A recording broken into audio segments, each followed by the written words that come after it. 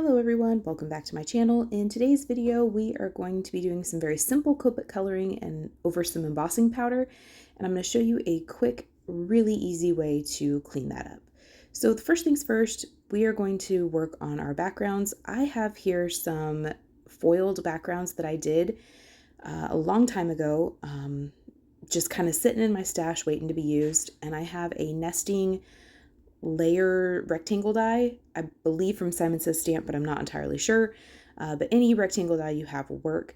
Like I said, we're going to be doing some embossing today, and I have the silver pearl embossing powder from Ranger today. I wanted something, I was going to do clear, but this is like a really pretty,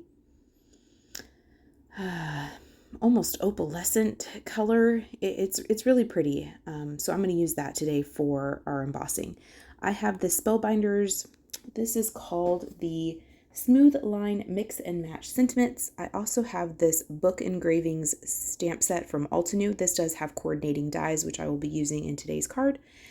So the first thing I'm going to do is I'm going to take these foiled panels and I'm going to run those through my die cut machine, just trying to find the best kind of foiled section on here.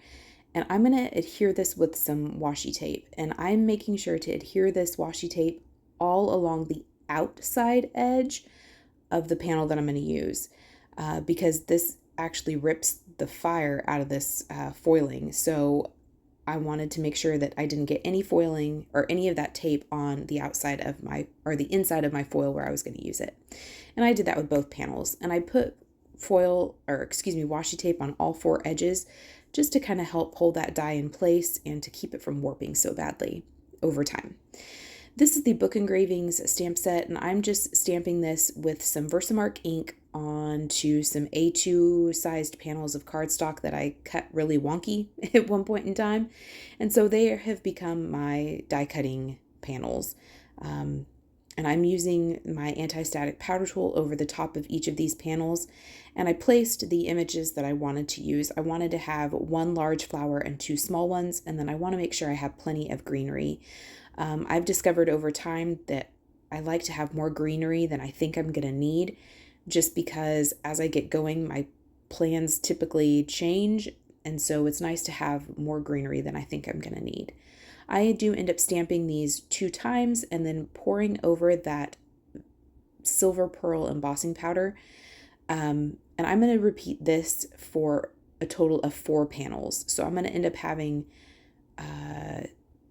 8 flowers total and 8 leaves total. And I'm just going to continue. So I make sure that every time I stamp this down, I use my anti-static powder tool. I stamp it down twice with the VERSAMARK ink, and I pour on my my silver pearl embossing powder.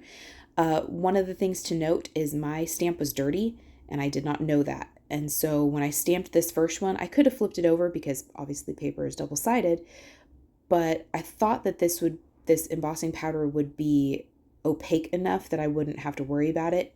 And it is opaque, but you can still see a little bit of my dirty stamp underneath when I go to heat set this.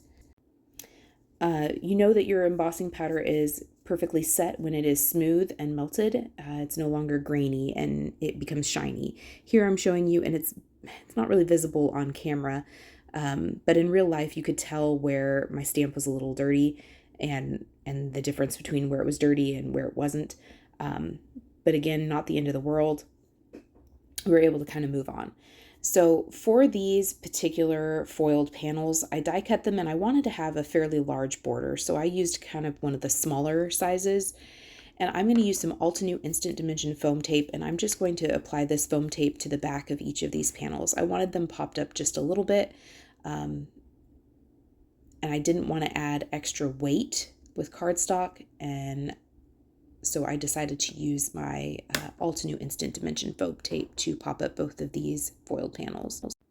I will remove the backer off of each of those and go ahead and apply those to the center of my A2 size card base, which is 4 1/4 by 5 1/2. I chose to use some alcohol markers today. I'm showing you the second and third darkest colors of these quads. I wanted these flowers to be really light, and I discovered that these were still pretty dark. And so I do end up bringing in the first color or the lightest color of each of these quads, but I do that later on. One of the ways that I thought about coloring this was just to do some like ink blending over it. I thought about using my Zig Clean Color Real Brush pens. I thought about doing several things, but I ended up going with my Copic markers today just so I could practice with them some more. I just really wanted to practice. So here I am, this is real time, and I'm trying to avoid those embossed lines.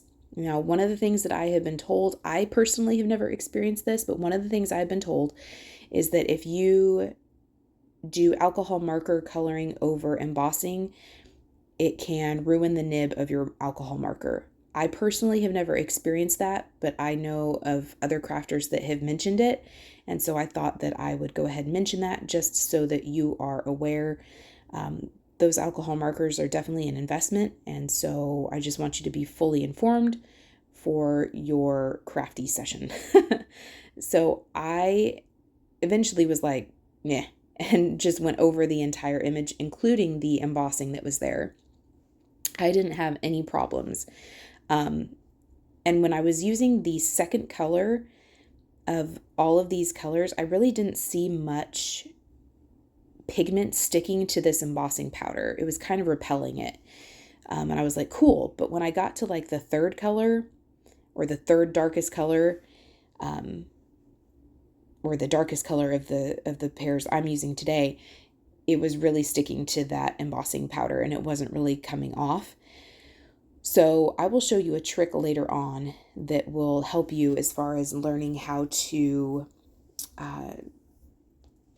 if you get alcohol marker coloring on your embossing powder, how to kind of clean that up.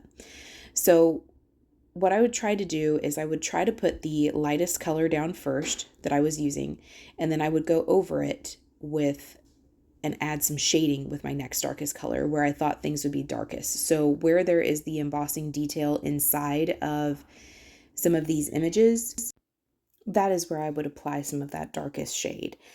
I tried to do some feathering. Sometimes I would do just a line. It just depended on the area I had to work with. If it was a very open area, I would go ahead and apply a more feathering kind of technique.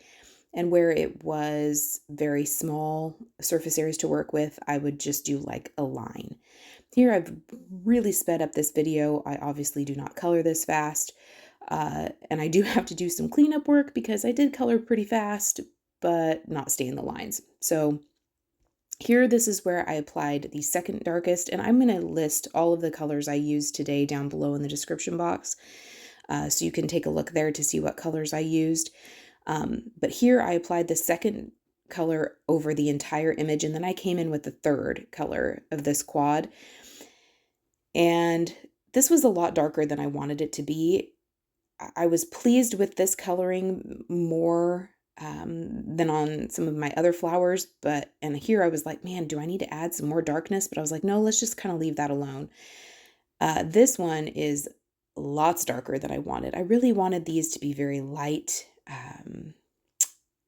flowers. And here is where you can really tell that that purple really colored that embossing powder. And like I said, I will show you in just a minute how we clean that up. But I'm doing the same thing that I did on that pink flower. I'm just showing you the small flower. So here, this is where I'm trying to show you that embossing is like tinted purple.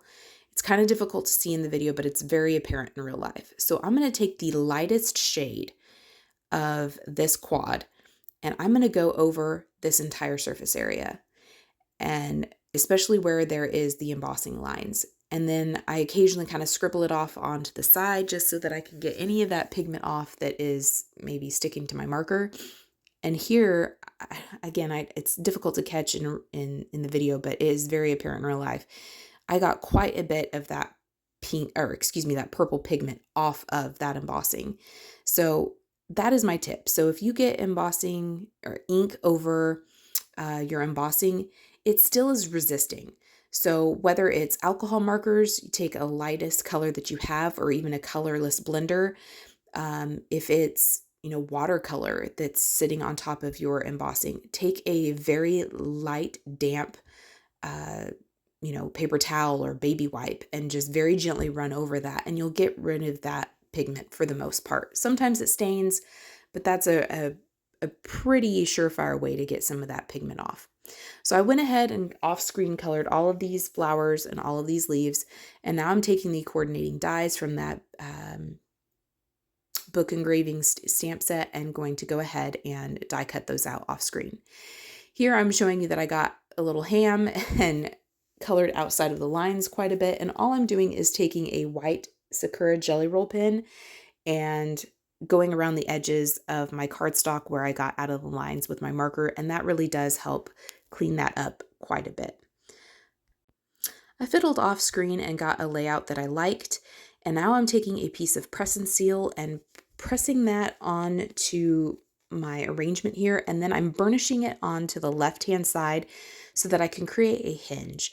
This allows me to be able to pick up all of these die cuts at once instead of having to pick them up individually and glue them down one by one. I can pick them up as an entire arrangement, an entire piece, and apply liquid glue to the backs of them.